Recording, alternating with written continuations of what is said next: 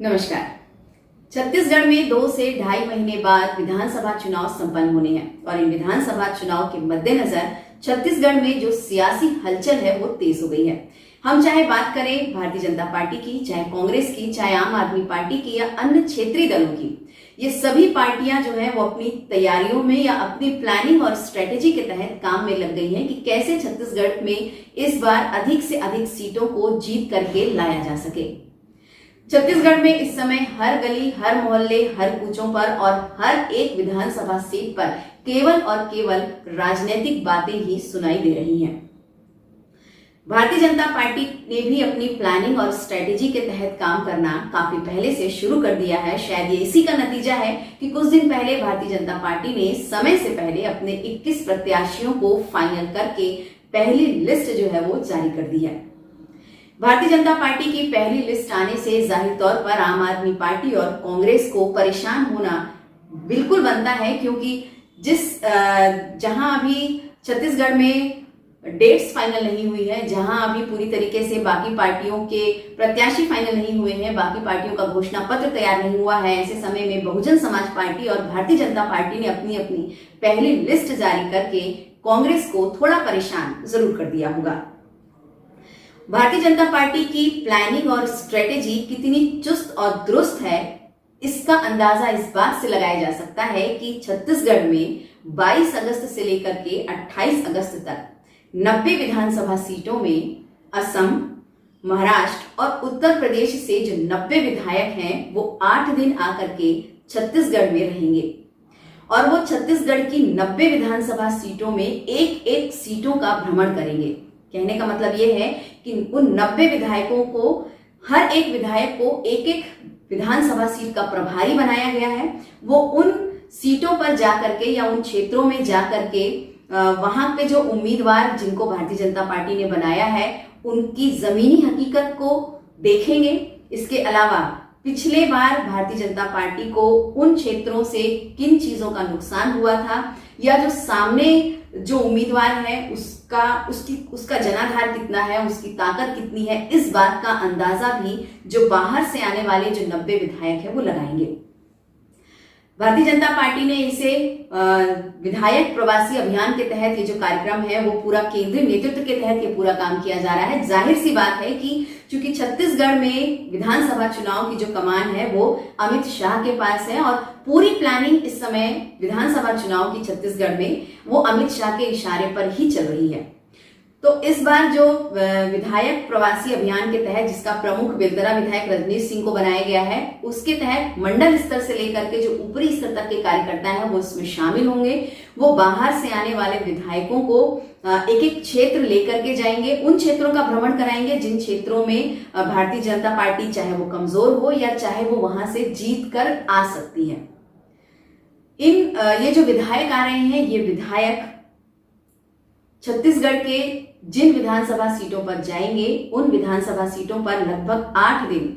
केंद्रीय नेतृत्व के तहत उनके जो कई राजनीतिक कार्यक्रम है वो संपन्न होंगे। जिन कार्यक्रमों को पहले से तैयार कर लिया गया है, इन कार्यक्रमों के तहत जो विधायक आ रहे हैं वो विधायक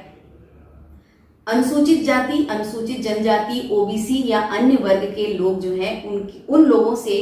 सीधे संवाद करेंगे, उन लोगों से डायरेक्ट कांटेक्ट रहेगा, उन लोगों से सीधे बातचीत करेंगे। इसके अलावा अनुसूचित जाति, अनुसूचित जनजाति के या जो समाज प्रमुख हैं उन समाज प्रमुखों से भी ये मिलेंगे और उन समाज प्रमुखों से मिलने के बाद उनकी जो समस्याएं हैं उसको जानने की कोशिश करेंगे और उसको कैसे करके अपने घोषणा पत्र में शामिल करें, शायद ये उसको भी जानने के लिए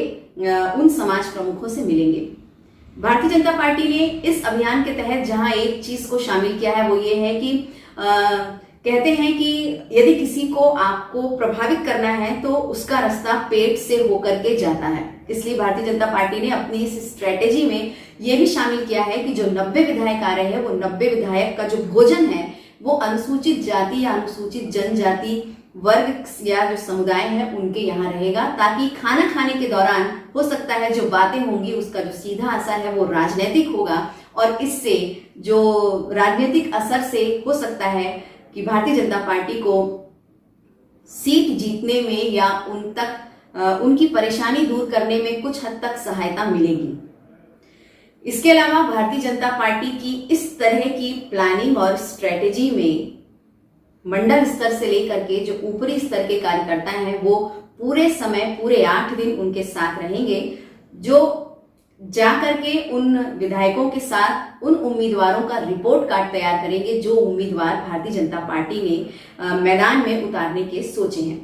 जिन 21 उम्मीदवारों को भारतीय जनता पार्टी ने मैदान में उतार दिया है, उनके अलावा जो बाकी के प्रत्याशी हैं, जो बाकी के उम्मीदवार हैं, उन बाकी उम्मीदवारों की पूरी कुंडली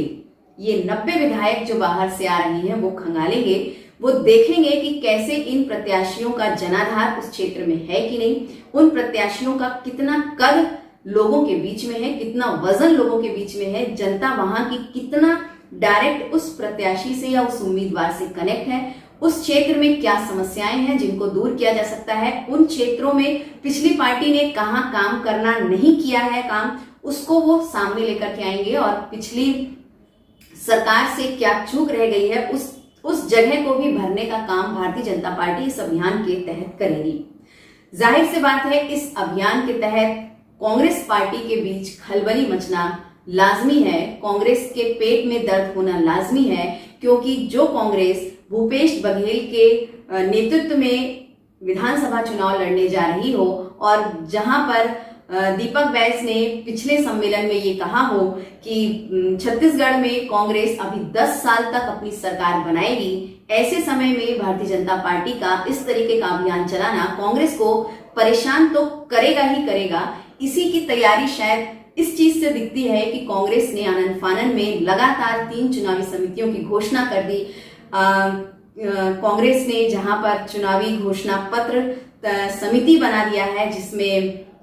बिलासपुर के विधायक शैलेश पांडे और पूर्व मेयर वाणी राव को जिसमें रखा गया है। इसके अलावा कांग्रेस ने प्लानिंग और स्ट्रेटेजी समिति भी बनाई है, जिसमें ताम्रध्वज साहू को इसका प्रमुख बनाया गया है। इसके अलावा कुमारी शैलजा को भी मुख्यमंत्री ने अपने साथ रखा है और ऐसे लगभग 23 मंत्रियों की एक समिति बनाई है जो लगभग 8-10 बिंदुओं पर काम करेगी और ये समिति को सबसे ज्यादा सुपीरियर पावर जो है वो इस समिति के पास ही होगा। कांग्रेस ने ये सारा प्लानिंग इसलिए किया क्योंकि उन्होंने देखा कि जैसे ही भारतीय जनता पार्टी की तैयारी जो है कांग्रेस से 10 कदम आगे है, तो कांग्रेस को कहीं ना कहीं ये लगने लग गया है कि हम चुनाव में पीछे ना रह जाएं। इसलिए उन्होंने आनन फानन में जो समितियां बनाई, उस समितियों के तहत उन्होंने ये भी कहा है कि अब जो भी उम्मीदवार कांग्रेस तय करेगी उसके तहत उसको अपना आपराधिक रिकॉर्ड भी बताना होगा। समय पर यदि एंड समय पर यदि किसी उम्मीदवार को बदलना है तो भी वो इन समितियों की अनुशंसा पर ही जो उम्मीदवार है वो बदले जाएंगे। कांग्रेस की इस तरीके की तैयारी को देख करके लगता है कि हालांकि चुनाव है, चुनाव में सारी पार्टियां हैं वो तैयार रहती हैं या तैयारी करती है। इसको हम किसी पार्टी की बौखलाहट नहीं कह सकते हैं, इसको हम हर पार्टी की अपनी अपनी तैयारी कह सकते हैं। छत्तीसगढ़ में भारतीय जनता पार्टी के जो 90 विधायक आ रहे हैं वो 90 विधायक वास्तव में संगठन को और मजबूत कैसे करें, एक एक कार्यकर्ताओं को कैसे आपस में कनेक्ट करें और लोगों के बीच कार्यकर्ताओं तक हम कैसे पहुंचे, इस विषय पर वो रह करके 8 दिन काम करेंगे और इस 8 दिनों में जो वो रिपोर्ट तैयार करेंगे उस रिपोर्ट को वो केंद्रीय नेतृत्व को सौंपेंगे। हम किसी भी राजनीति में हम किसी भी पार्टी की बात करें, पार्टी में जो कार्यकर्ता रहता है वो शुरू से पार्टी के लिए निष्ठावान, ईमानदार, कर्मठ इस टाइप का रहता है। लेकिन हर पार्टी में ऐसे कार्यकर्ता भी रहते हैं जो कुछ कार्यकर्ता ऐसे होते हैं जो पार्टी को जीत दिला सकते हैं, कुछ कार्यकर्ता ऐसे होते हैं जो पार्टी को जीत नहीं दिला सकते हैं, मजबूत होने के बावजूद भी जीत नहीं दिला सकते हैं। इस तरह के कार्यकर्ताओं पर भी जो भारतीय जनता पार्टी के जो 90 विधायक आ रहे हैं वो काम करेंगे। जैसे कि भारतीय जनता पार्टी में भी इस टाइप के कुछ कार्यकर्ता हैं या कुछ कार्यकर्ता होंगे जो वरिष्ठों के साथ रह करके ये सोचते हैं कि हम यदि किसी सीनियर नेता के साथ में हैं तो हमें विधानसभा का टिकट आसानी से मिल सकता है। लेकिन वास्तव में उनकी जमीनी हकीकत क्या है ये किसी को पता नहीं रहती है। और तब यदि ऐसे में पार्टी उस पर भरोसा करके टिकट यदि देती है तो हो सकता है कि वो सीट पार्टी को ना मिल पाए। इस चीज को आंकने के लिए भी भारतीय जनता पार्टी ने इस अभियान का आगाज किया है और अपने 90 विधायकों को छत्तीसगढ़ भेजा है। पार्टी में कुछ इस तरीके के भी कार्यकर्ता होते हैं जो धन और बल के आधार पर अपने को ये साबित करते हैं कि वो धन और बल के आधार पर भी टिकट ला सकते हैं। इस तरीके के जो प्रत्याशी हैं या जो इस तरीके के कार्यकर्ता हैं, इन सब लोगों से बचने के लिए भी भारतीय जनता पार्टी ने बाहर से जो विधायक हैं उनको छत्तीसगढ़ भेजा है, ताकि इस तरीके के विधायकों या इस तरीके के प्रत्याशियों की भी जमीनी हकीकत थोड़ा देख ली जाए कि क्या वास्तव में धन और बल के आधार पर भी कोई प्रत्याशी छत्तीसगढ़ में 90 विधानसभा सीटों में पार्टी को जिता सकता है। पार्टी में कुछ ऐसे कार्यकर्ता भी होते हैं जो केवल फोटो खिंचाने तक ही सीमित होते हैं। कुछ ऐसे कार्यकर्ता होते हैं जो केवल दीवारों में नाम लिखवाने तक ही सीमित होते हैं, जिन्हें राजनीति का राह नहीं पता होता है, जिनकी जमीनी हकीकत कुछ नहीं होती है, जिनका जनाधार कुछ नहीं होता है, जिनको लोगों का समर्थन नहीं मिला होता है, जिनके पास राजनीतिक रूप से बोलने की शैली नहीं होती है, जिनके पास मिलनसारिता नहीं होती है। लेकिन ऐसे लोग भी पार्टी में टिकट के दावेदार होते हैं और टिकट के लिए वो दावा करते हैं कि उन्हें भी विधानसभा टिकट दी जाए। और ऐसे समय में यदि पार्टी टिकट उनको नहीं देती है तो ऐसे समय में एंटी इनकम्बेंसी जो होती है वो निकल के सामने आती है, जिसका खामियाजा चुनाव के समय पार्टी को बहुत बुरी तरीके से भुगतना पड़ता है और कई मौकों पर भुगतना पड़ा है। चूंकि बात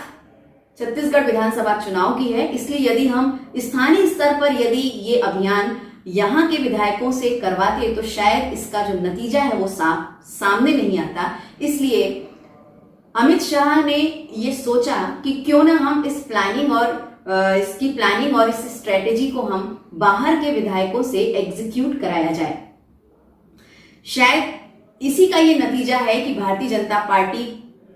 के जो बाहर से आने वाले विधायक हैं वो लगभग 8 दिन छत्तीसगढ़ में रहेंगे और उन प्रत्याशियों की, उन कार्यकर्ताओं की टोह लेंगे या उन कार्यकर्ताओं की नब्ज टटोलेंगे जो अपने आप को पार्टी का ईमानदार, कर्मठ और निष्ठावान कार्यकर्ता बताते हैं, जो पार्टी में इस चीज के लिए लड़ते हैं कि यदि हमको टिकट मिलेगा तो हम सीट जीत करके दिखाएंगे, जो टिकट के लिए रायपुर से लेकर के दिल्ली तक जो दौड़ लगा रहे हैं, उन प्रत्याशियों की और उन कार्यकर्ताओं की भी नब्ज टटोलेंगे जो 90 विधायक आ रहे हैं। और इन 90 विधायकों द्वारा जो रिपोर्ट कार्ड तैयार किया जाएगा, उस रिपोर्ट कार्ड के आधार पर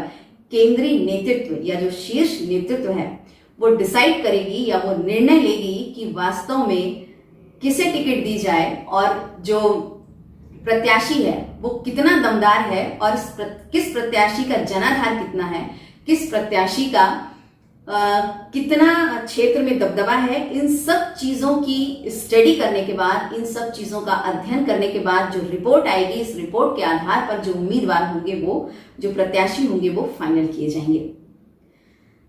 चूंकि भारतीय जनता पार्टी छत्तीसगढ़ विधानसभा चुनाव में फूक के कदम रख रही है, भारतीय जनता पार्टी छत्तीसगढ़ विधानसभा चुनाव में एक सीट पर बारीकी से काम कर रही है और छत्तीसगढ़ विधानसभा चुनाव में भारतीय जनता पार्टी ये जानती है कि उसका मुकाबला सीधे कांग्रेस से है, अन्य किसी भी दलों से छत्तीसगढ़ विधानसभा चुनाव में भारतीय जनता पार्टी का मुकाबला नहीं है। इसलिए भारतीय जनता पार्टी की ये पूरी कोशिश है कि पिछले बार जैसे भारतीय जनता पार्टी 15 सीटों पर या हम यूं कहें 13 सीटों पर सिमट के रह गई थी, तो उन सीटों को बढ़ा करके फिर से एक बार सत्ता पर वापसी की जाए और फिर से एक बार छत्तीसगढ़ में भारतीय जनता पार्टी की सरकार बनाई जाए। हालांकि विधानसभा चुनाव को लेकर के तैयारियां कांग्रेस ने भी कम नहीं की है और विधानसभा चुनाव की तैयारियों को लेकर के आम आदमी पार्टी की भी तैयारियां कुछ कम नहीं है। लेकिन आने वाला समय ये हमें बिल्कुल बताएगा कि छत्तीसगढ़ में एक बार फिर किसकी सरकार बनती है और क्या कांग्रेस एक बार फिर से रिपीट होगी या भारतीय जनता पार्टी को फिर से एक बार जनाधार मिलेगा या जो छत्तीसगढ़ की जनता है वो एक बार फिर से भारतीय जनता पार्टी पर विश्वास करके दोबारा उन्हें सरकार बनाने का मौका देगी। क्योंकि अमित शाह के नेतृत्व में छत्तीसगढ़ में जो विधानसभा चुनाव है वो भारतीय जनता पार्टी लड़ रही है, या हम यूं कहें उनकी प्लानिंग और स्ट्रेटेजी के हिसाब से छत्तीसगढ़ में विधानसभा जो चुनाव है वो लड़ा जा रहा है। अभी तो चूंकि ये एक दो प्लानिंग्स है वो सामने आई है, धीरे धीरे जैसे समय आगे बढ़ेगा वैसे वैसे हमें और समझ में आएगा कि अमित शाह की क्या तैयारी है और क्या प्लानिंग वो छत्तीसगढ़ विधानसभा चुनाव के लिए उन्होंने एक एक सीट पर करके रखी है। इस चीज का जवाब देने के लिए साफ तौर पर कांग्रेस को भी तैयार रहना होगा और आम आदमी पार्टी को भी तैयार रहना होगा। आने वाले समय में ये देखना होगा कि इन 8 दिनों में जो 90 विधायक बाहर से छत्तीसगढ़ में आ रहे हैं, उन 8 विधायकों का क्या रिपोर्ट कार्ड उम्मीदवारों का तैयार करते हैं, किस उम्मीदवार को वो कितने नंबर देकर के जाते हैं और किन समाज प्रमुखों से वो मिल करके उनको अपनी क्या प्लानिंग समझा के जाते हैं, लोगों से डायरेक्ट संवाद में क्या कुछ निकल के सामने आता है, ये तो 8 दिनों के बाद जब ये बाहर से जो विधायक आए हैं जब अपना रिपोर्ट कार्ड सरकार को या केंद्रीय नेतृत्व को सौंपेंगे तब चीजें निकल के सामने आएंगी। नमस्कार।